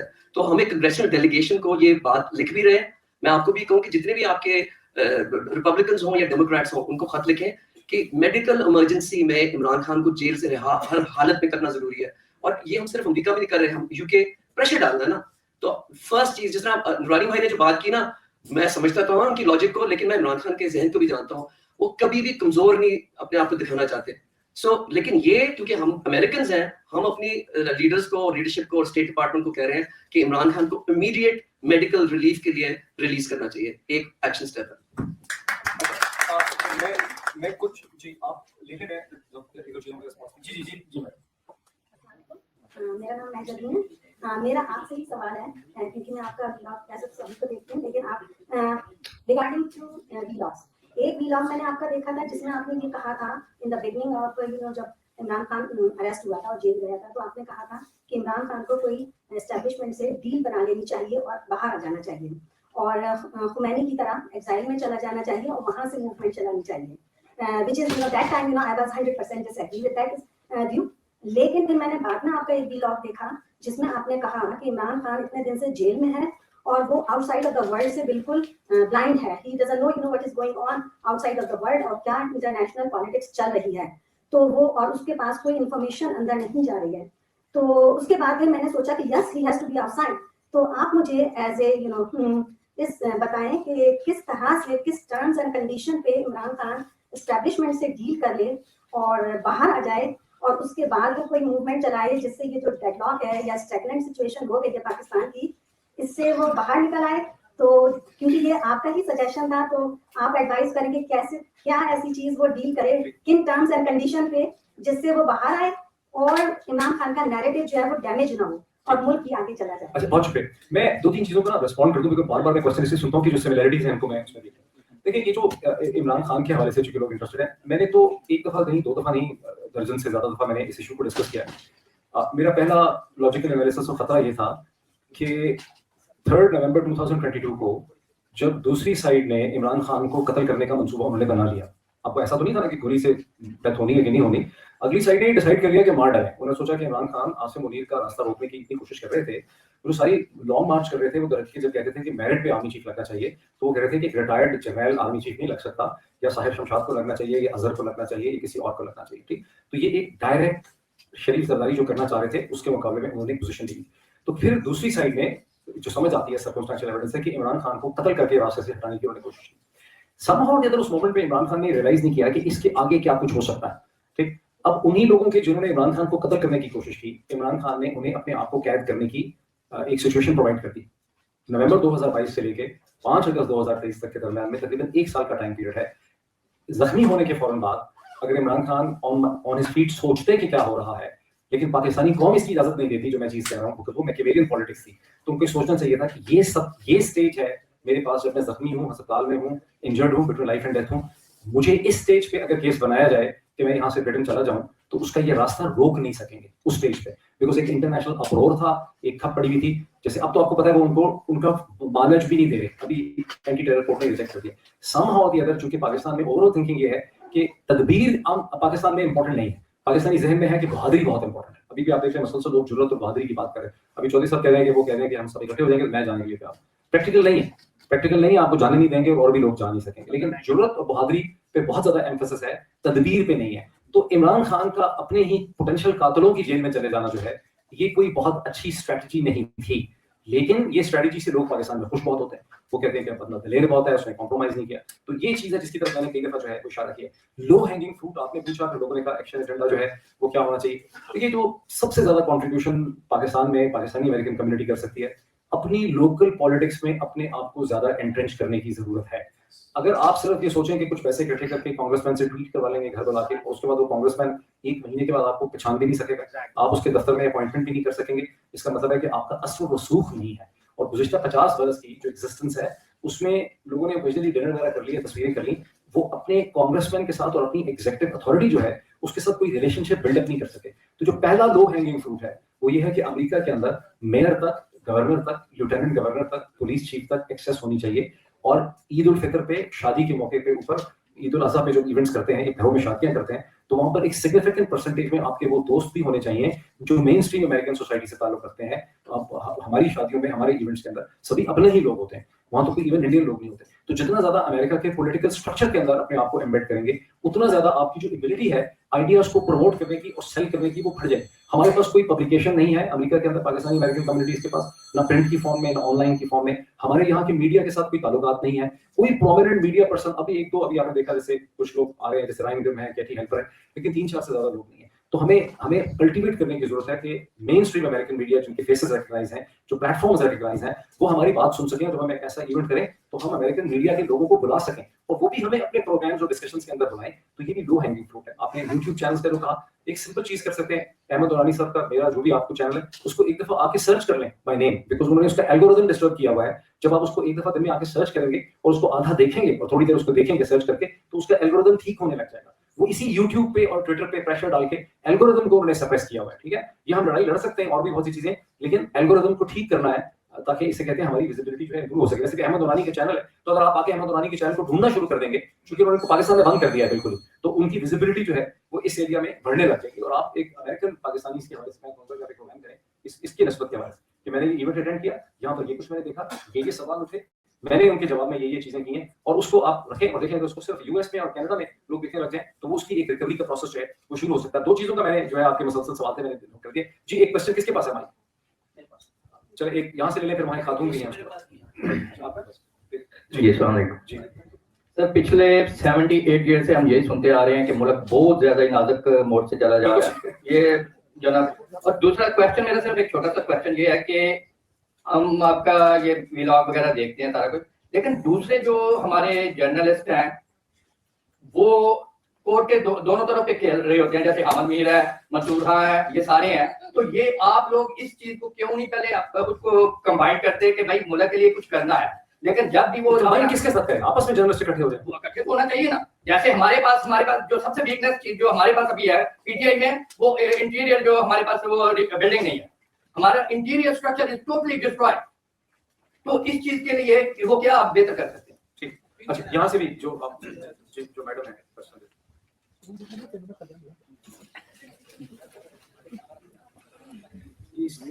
मेरा नाम काशिफ सईद है जी।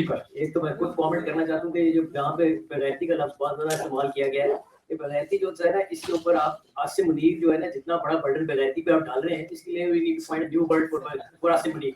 बगैरती इसका बर्डन नहीं उठा सकती।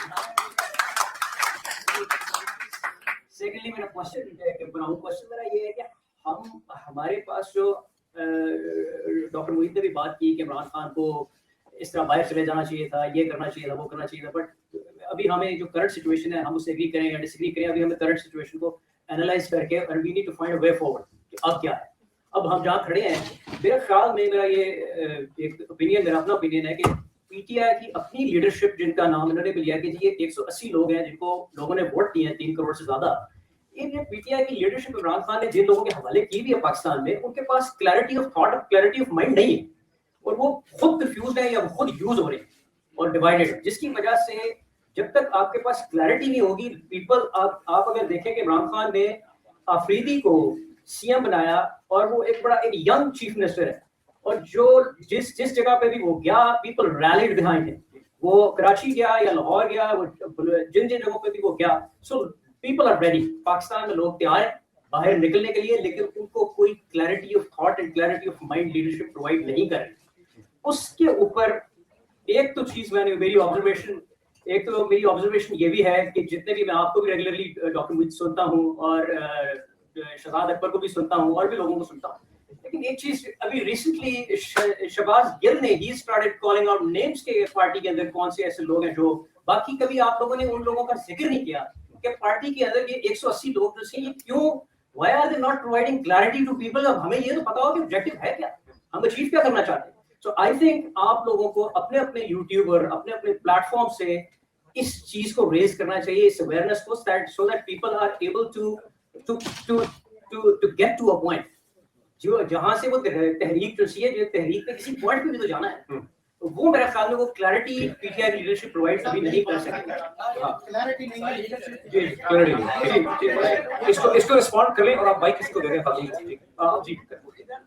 देखिए वो आप एलिफेंट इन द रूम, जो आपने एलिफेंट इन द रूम की जो बात की है ना, मैं आता हूं कि जी देखिए हम 8 फरवरी के लिए आज इकट्ठे हुए ना, तो जो 8 फरवरी 2024 में जो इमरान खान के आजाद उम्मीदवार थे जिनको वोट पड़े, मैं तो खुद सोचता हूँ कि अगर मैं उनमें से हूँ तो मैं ये तो सोचूं कि जिस आर्मी की वजह से मुझे आज ये इज्जत मिली है मेरी सोसाइटी के अंदर, और 35,000, आपको पता है पूरे पाकिस्तान के अंदर 35,000 ऑफिस बेयरर्स हैं पीटीआई के, 35,000, ठीक। अगर वो 35,000 3 लोगों को भी इकट्ठा कर रहे हैं तो वो लाख से ज्यादा तो लोग इकट्ठे हो जाते हैं। अब इमरान खान की बहनें जो सियासत में नहीं है, वो हर मंगल को वो जाती हैं और उनपे वाटर कैनन चलता है एसिड डाल के, वो सारी रात जब तक उनको वो डाले उठा के लेके नहीं जाते, वो हम अपने भाई के लिए खड़े। तो मैं कहता हूँ कि थोड़ी सी शर्म खाएं। आप कराची जा रहे हैं, आप कहीं और जा रहे हैं, आप अडियाला के बाहर लाख बंदा क्यों नहीं लेके आते? आप कह दें कि ये बोझ हम नहीं उठा सकते, खान साहब चीफ मिनिस्टरशिप या जो भी और आपके ओहदे हैं, हम ये नहीं उठा सकते बोझ, और हम एज पाकिस्तानीज आपके साथ हैं, लेकिन हमें सियासी लीडर बनना नहीं आता। देखिए सियासी लीडर का काम क्या है, जब मुश्किल वक्त आता है तो लीडर सामने खड़ा होता है जाके। ये तो मतलब अगर हम आसिफ मुनीर को कहते हैं जो लफ्ज आप इस्तेमाल कर रहे हैं, ठीक है, और भी लफ्ज कह सकते हैं, मैं इनसे पूछता हूँ आप लोग क्या है, 35,000 आप ऑफिस बेयरर्स हैं, आपने क्या किया इमरान खान के लिए? अभी जो ये मेडिकल सीक्रेसी में जो उनको पिन्स लेके गए, आपका फर्ज नहीं बनता था कि एकदम खड़े हो जाए आप और तोड़ सब कुछ रोक दें? लेकिन नहीं, एंजॉय करना चाहते हैं कि टीवी पे वो चीफ मिनिस्टर साहब ने ये कहा, फलाने ने ये कहा, सेक्रेटरी साहब ने ये कहा। It's business as usual. So देखिए I am calling out the people in PTI कि अगर आप इमरान खान जब उनको सबसे ज्यादा आपकी जरूरत है आप नहीं खड़े हो सकते तो आप इस्तीफा दे दें। जी ma'am.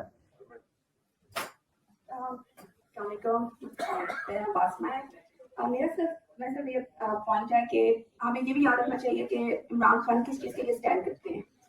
I think this is the most important thing and that ये वो चाहेंगे कि हम इस बात को याद रखें। आई थिंक जो उन्होंने कुर्बानी दी है और अभी तक कुर्बानी दे रहे हैं, और वो हमारे लिए मैसेज है, हमारी पूरी पाकिस्तानी कौम के लिए। और उसमें जो है असल चीज़ ये है कि हमें पता होना चाहिए कि मूवमेंट हमारी है क्या, सिर्फ इमरान खान को बाहर निकालना तो नहीं है।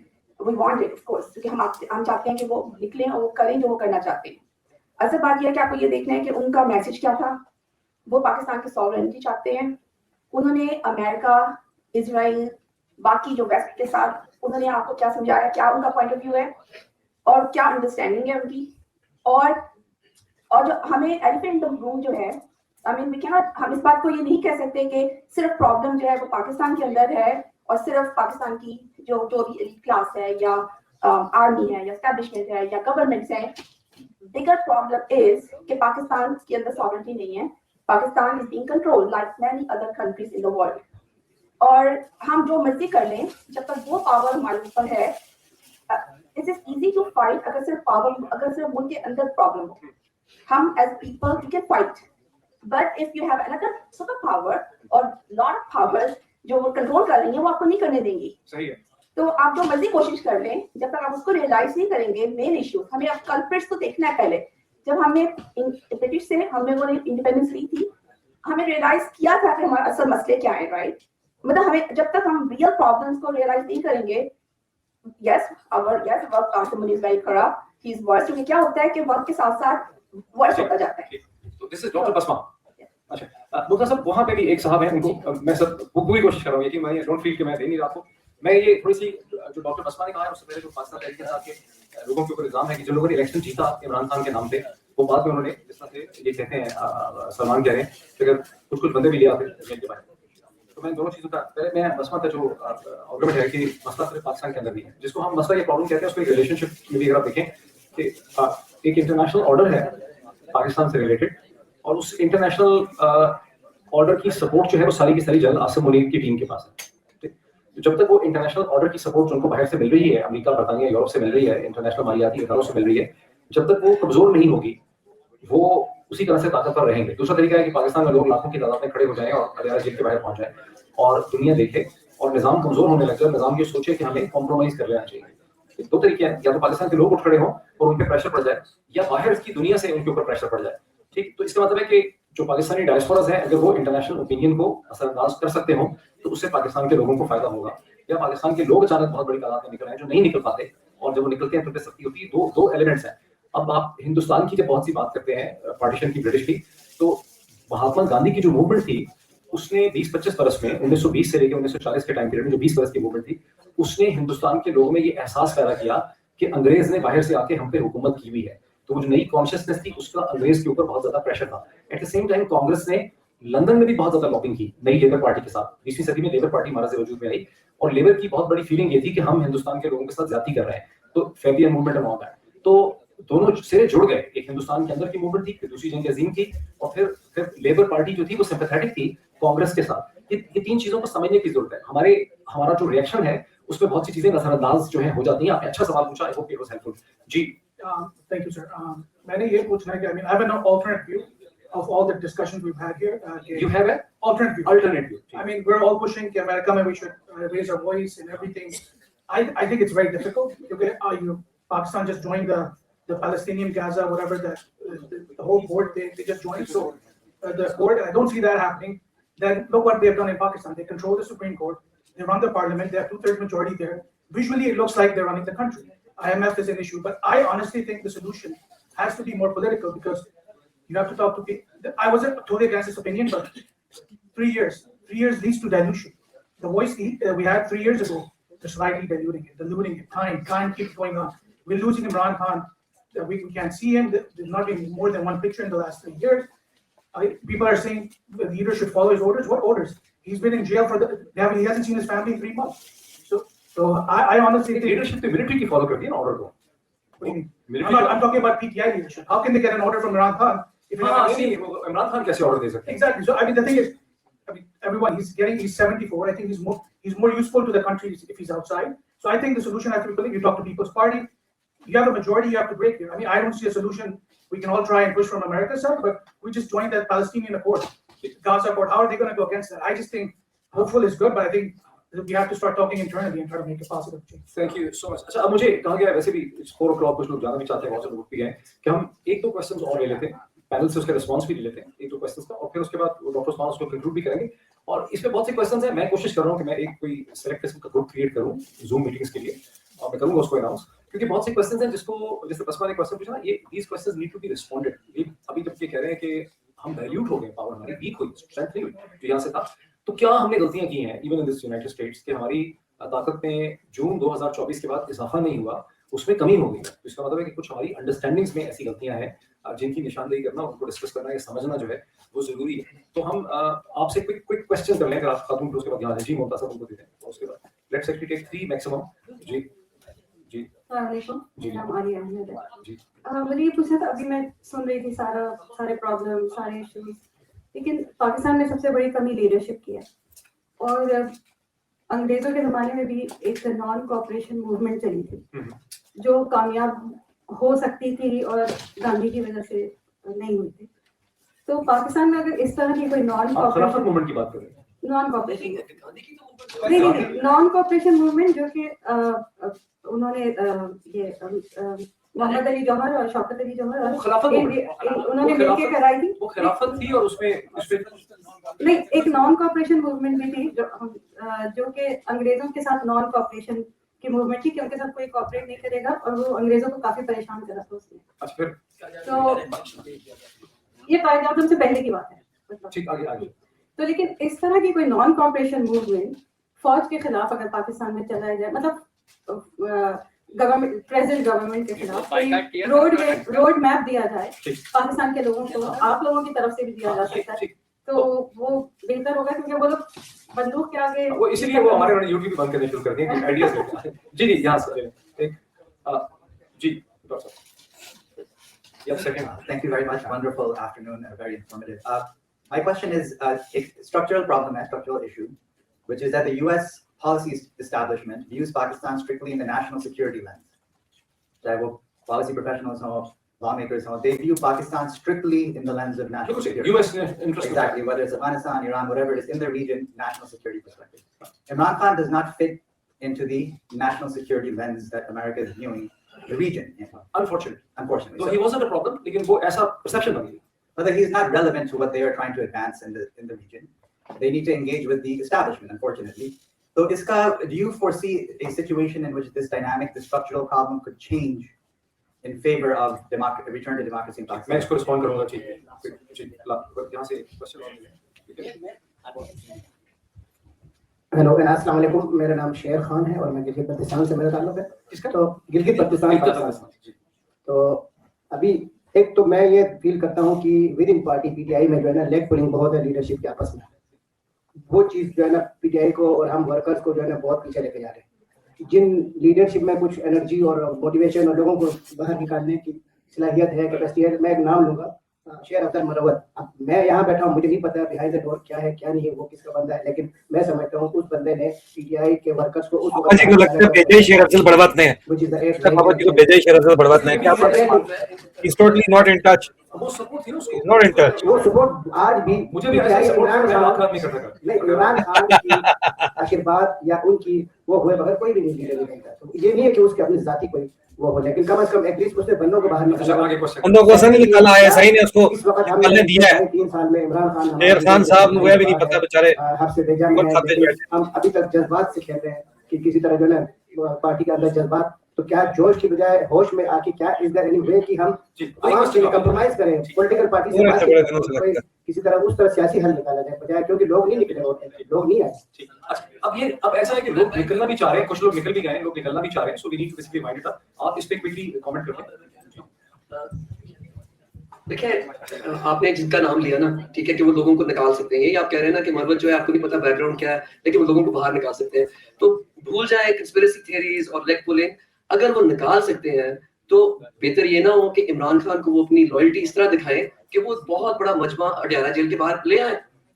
देखिए ना, ये लॉजिक है सिंपल के इस वक्त क्या चाहिए, कोई तकरीरें तो अच्छी नहीं करनी ना, एक्शन दिखाना है। तो मरवत टीवी पे जाने का उनको शौक है, उनको इमरान खान की बहन के ऊपर एलिगेशंस लगाने का शौक है, लेकिन अगर वो बाकी लोगों को खींच सकते हैं तो उनको जाना चाहिए अडियाला जेल और इमरान खान को निकालने में अपना पूरा जोर लगाना चाहिए। What the question was about American outlook, that Pakistan is viewed through the security lens, right? Now, you see, when you are looking at your strategic interest, it is based on a timeline, and that is why even that strategic outlook is not resonating with the long-term interests of the US, even if they see Pakistan with a security lens. This is like the foundational difference how we see it from the inside, because we are Pakistani Americans and we see, and where we care about American interests, that here the administration or the outlook of Pakistan through the security lens is not viable. So this thing, if you see it in detail, there are many reasons. And that was actually part of what I said earlier. I don't know if you were here or not. कि Pakistan US की जो relationship है, though it is based through that lens, it is being handled wrongly. ठीक है, and to correct that, the right facts and the right parameters need to be addressed. और उसमें सबसे बड़ी बात ये है कि जब आप किसी भी एक मुल्क के साथ एक स्ट्रेटेजिक इंटरेस्ट जोड़ते हैं ना, तो वहाँ के लोगों के इंटरेस्ट के साथ जोड़ते हैं, वहाँ की एस्टैब्लिशमेंट के साथ। अभी पूरा का पूरा आप इसका जो एक बैकग्राउंड है वो मिडिल ईस्ट में अनफोल्ड होते हुए नजर आए, but it's an evolving situation. ये बैठेगा कहाँ पे, कहाँ तक चलता है, we'll see. बिल्कुल सही। करेक्ट साहब, बहुत शुक्रिया। क्योंकि दिस देखिए तकरीबन 1:30 बजे हमने ये शुरू किया, प्रोसीडिंग शुरू की थी, तकरीबन 4:15 होने को है, तो 2.5 घंटे से ज़्यादा से लोग बैठे हैं। तो ये तो पहले आप लोगों का बहुत शुक्रिया कि इतनी देर तक आपने इस इंटरेस्ट को सस्टेन किया, वरना इस फोन पे तो जल्दी 1 घंटे से ज़्यादा की कहीं कोई प्रोसीडिंग की डिस्कशन है वो नहीं होती। अब क्वेश्चन है कि इसका हल क्या है? देखिए हल मैं समझ कर दूं कि पाकिस्तान के मिलिट्री रजीम की जो एक्सटर्नल सपोर्ट है, जब तक उनकी एक्सटर्नल सपोर्ट कमज़ोर नहीं होगी, जो उनको अमेरिका से, बरतानिया से, यूरोपियन यूनियन से, इंटरनेशनल मालियाती इदारों से मिल रही है, वो जब चाहते हैं उनको IMF से पैसे भी मिल जाते हैं। अभी वर्ल्ड बैंक और नेशन डेवलपमेंट बैंक ने तकरीबन $10 बिलियन दे दिए हैं। डिफिड उनको हर साल पैसे दे रहा है यूके एड से। GSP प्लस को क्वालिफाई नहीं करते, GSP प्लस के लिए फ्लड आए थे 2009 में, उनको GSP प्लस थोड़ी देर के लिए मिला था, जो कंडीशन थी उन्होंने पूरी नहीं की, लेकिन उसके बावजूद उनके पास GSP प्लस भी है। तो जब तक उनको एक्सटर्नल सपोर्ट हासिल है और वो मजीद चीजें कर रहे हैं, पीस बोर्ड में शामिल हो गए, क्रिटिकल मिनरल्स की बात हो रही है, नोबेल प्राइज की बात हो रही है, तो वो फिर अंदर भी स्ट्रॉन्ग रहेंगे। इसका मतलब है कि उनकी एक्सटर्नल सपोर्ट को वीक करने के बारे में सोचने की जरूरत है, जो अमेरिका से और बरतानिया से प्रिंसिपली तौर पर हो सकती है। तो ये एक जो है एसेंशियल एलिमेंट है, जिसको है ना, अगर हम इसको टेक होम करें तो ये इंपॉर्टेंट चीज है। बहुत आप लोगों का शुक्रिया इस डिस्कशन का, और राब्ता जो है वो आप लोगों सबसे रहेगा। मैं रिक्वेस्ट करूंगा डॉक्टर उस्मान से, डॉक्टर उस्मान आए और उससे कंक्लूड करें। Thank you. Thank you so much doctor Moeed, आपने काफी क्वेश्चंस लिए और उनको एड्रेस भी किया। एक चीज जो बार बार आप लोग क्वेश्चन पूछ रहे थे कि इतनी देर हो गई है, इतनी स्ट्रगल कर रहे हैं, इतनी कोशिश कर रहे हैं और लोग होपलेसनेस और डिसअपॉइंटमेंट में जो है वो चले गए हैं। तो आप ये याद रखें, टेक होम मैसेज आप लोगों के लिए ये होना चाहिए कि दुनिया में 2 डोमेन्स हैं, एक ह्यूमन डोमेन है और दूसरी अल्लाह की डोमेन है। ठीक है, हमारी डोमेन में सिर्फ जो है वो एफर्ट है, वो स्ट्रगल है, अब कोशिश है कि आप नॉइज क्रिएट करते रहे। जो रिजल्ट्स की डोमेन है, जैसे कहते हैं कि जी कुछ नहीं होना, वो डोमेन जो है वो अल्लाह ताला की है। आप कोशिश करें, आप हमारी कोशिश यहाँ पर है, जो रिजल्ट है वो यहाँ पे आना है, तो आपको लिफ्ट करनी है अपनी एफर्ट्स को, स्ट्रगल को। जब आप उस लेवल पे चले जाएंगे, आप उठेंगे तो आपको नजर आ जाएगा कि किस तरह से चेंज जो है वो आ गई है। तो आपने डिसअपॉइंट नहीं होना, आपके हाथ में सिर्फ शोर डालना है, नॉइज क्रिएट करें। आप जो भी कर सकते हैं घर में बैठ के। आप देखें डॉक्टर मुईद ने स्टार्ट किया था कि वो आतिश नमरूद में कूद पड़ा इश्क, तो जब वो आग लगाई गई थी तो वो जो एक परिंदा था वो पानी की एक बूंद लेके आके गिराता था, तो सारे उसका मजाक उड़ा रहे थे कि तुम्हारी इस पानी की बूंद से जो है वो आग बुझ जानी है। तो उसने कहा कि मेरी कैपेसिटी इतनी है कि मैं एक पानी की बूंद गिरा सकता हूँ। तो जो आग तो है वो तो अल्लाह ने बुझानी है, जो कि खालिक कायनात है। तो आप सब लोगों का भी काम यह है कि आपने वो एक पानी की बूंद जो है वो गिराते रहना है, और इंशाल्लाह जो आपकी एफर्ट जो है वो यूनाइटेड एफर्ट जब होंगी तो अल्लाह ताला जरूर उसको जो जवाब देगा, और अल्लाह ताला जो है आपको हकीकी आजादी भी देगा, और इस अजाब से भी जो है वो अल्लाह ताला आपको निजात दिलाएगा। आपके अंदर जो एक ईमान की ताकत है, जो इकबाल का शहीन था, आप लोगों ने उसको उठाना है। वो सो गए हुए हैं सब वो मर्दे मोमिन, मर्दे कलंदर, मर्दे हक, जो इकबाल जिनको फैंटेसाइज करते रहे हैं, तो आपने उनको उठाना है। आप कोशिश करें कि आपके हाथ में जो है जो स्ट्रगल है वो आप करते रहें। जो दूसरा इशू था TNR का, ट्रांसनेशनल रिप्रेशन का, तो उसमें यह है कि आप लोगों में से किसी के साथ कुछ ऐसा होता है तो हम कांग्रेस में जो हाउस की फॉरेन अफेयर कमेटी है, सेनेट की जो फॉरेन रिलेशन कमेटी है, जो FBI है, स्टेट डिपार्टमेंट, हम उनके साथ इसको काफी जो है वो डिस्कस करते रहते हैं, उनके साथ कनेक्टेड है। तो अगर आप में से किसी के साथ होता है तो आप लोग हमें ईमेल करें, हमें बताएं, आपकी कॉन्फिडेंशियलिटी रखी जाएगी। लेकिन डरना नहीं है, यहाँ पर आपकी जो फर्स्ट अमेंडमेंट राइट है, जो भी हम यहाँ पर आज बातें कर रहे हैं, जो आप लोग बोल रहे हैं, ये प्रोटेक्टेड है यहाँ पर। तो आपने अपनी जो फ्रीडम है, freedom of expression, freedom of speech और फ्रीडम ऑफ असेंबली, जो कि पाकिस्तान में लोगों के पास नहीं है, तो मे भी अल्लाह ताला ने आपको वहां से उठाकर यहाँ पर इसीलिए भेजा है। अभी सलमान ने पूछा था तो 1 या 2 लोग यहाँ पर सिर्फ पैदा हुए हैं, बाकी सब पाकिस्तान में पैदा हुए हैं। तो आप कोई चोजन वन तो नहीं है। अगर आपको यहाँ भेजा गया तो मे भी आपको एक बड़े मकसद के लिए भेजा गया था। यहाँ पर आके लग्जरी कार्स में और कंफर्टेबल घरों में सिर्फ इसलिए नहीं भेजा गया था। तो आप अपनी सारी जिम्मेदारी को जो है उसको एहसास करें। जो लोग 250 मिलियन लोग हैं वो आप लोगों की तरफ देख रहे हैं। आप जो कुछ करते हैं उनके लिए एक उम्मीद वहां पर जो पैदा होती है, और इंशाल्लाह जब आप लोग इन चीजों को नेक्स्ट लेवल पे लेके जाएंगे तो वो लोग भी, उनको भी हिम्मत मिलेगी और वो भी इस एफर्ट को जो है वो नेक्स्ट लेवल पे लेके जाएंगे, जहां पर जो हमें रिजल्ट है ये सोशल मीडिया पे नहीं मिलने, व्हाट्सएप मैसेजेस में नहीं मिलने, ट्विटर पे चेंज नहीं आनी। यही हम लोगों को डिसाइड करना है कि एक्शन जो है वो स्ट्रीट्स पे होना है। आपको पुरअमन जद्दोजहद करनी है। आपके 2 लाख लोग सड़कों पे आएंगे पुरअमन तरीके पे, तो खुद ही आपकी चेंज का प्रोसेस स्टार्ट हो जाएगा। लेकिन उसमें हम लोगों ने भी अपना रोल अदा करना, और जो पाकिस्तान में लोग हैं उनको भी जो अपना रोल इसमें अदा करना चाहिए। और न्यू जर्सी की जो कम्युनिटी है बहुत हम अप्रिशिएट कर रहे हैं। आप लोग रोल मॉडल है पूरे यूएस की बाकी स्टेट्स के लिए। बल्कि आप लोगों के जो दूसरी स्टेट्स में लोग हैं आप उनको भी कॉलें करें, उनको भी बोलें कि कम्युनिटी एंगेजमेंट करें। आप सामने नहीं आ सकते तो आप पीछे बैठ के अपने कांग्रेसमैन सेनेटर्स को एंगेज करें, उनको लेटर्स लिखें, लॉ मेकर्स को, और इस पॉलिटिकल प्रोसेस का हिस्सा बने। जो आप यूथ है, आपके जो बच्चे हैं यहाँ पर, आप अपने बच्चों को बोलेंगे वो पब्लिक पॉलिसी में आए। आपके बच्चे सिर्फ डॉक्टर्स बन रहे हैं, इंजीनियर्स बन रहे हैं, पॉलिटिक्स में कोई नहीं आ रहा। तो जब तक आप लोग उनको माइल नहीं करेंगे, उनको लेके नहीं आएंगे, उनको लीड नहीं करेंगे, हम उन्हें प्लेटफॉर्म प्रोवाइड कर रहे हैं, तो आप बच्चों को कहें कि वो अपने डिसीजन खुद लें, नहीं तो उनके डिसीजन फ्यूचर में कोई और लेगा, और जब वो पॉलिटिक्स में आएंगे तो वो पाकिस्तान को भी इसी तरह हेल्प कर सकेंगे। अभी पाकिस्तान रेमिटेंसेस पे चल रहा है, जब रेमिटेंसेस हमारे बच्चों पे आएंगी तो उनका तो वहां पे कोई स्टेक नहीं है, तो वो भी आहिस्ता आहिस्ता, जो पाकिस्तान की सबसे बड़ी स्टैंड इंडस्ट्री है, वो भी आहिस्ता आहिस्ता कोलैप्स कर देगी। तो आप लोगों ने देखना कि आप किस तरह से पाकिस्तान को सपोर्ट कर सकते हैं, और उसके लिए लोकली आप यहाँ पर इन्वॉल्व हो अपनी पॉलिटिकल एक्टिविटीज में, डायस्पोरा के साथ आप मीटिंग्स करें, अपने लॉ मेकर्स को सपोर्ट करें, और यही फर्स्ट स्टेप है चेंज लेके आने का। और again thank you so much mister Tariq Khan, उनकी पूरी team, big round of applause for that, और thank you so much for all the panelists जो इतनी दूर से ट्रैवल करके आए हैं। Thank you so much.